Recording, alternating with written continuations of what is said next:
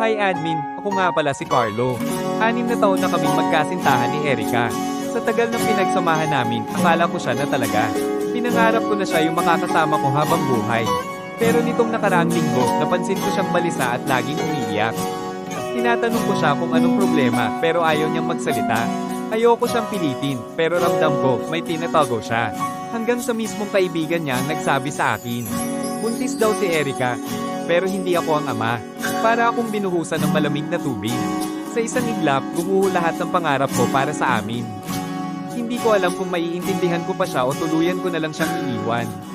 Mahal ko siya, pero sobra akong nasaktan. Hanggang ngayon, naguguluhan ako kung lalaban pa ba ako o bibitaw na lang.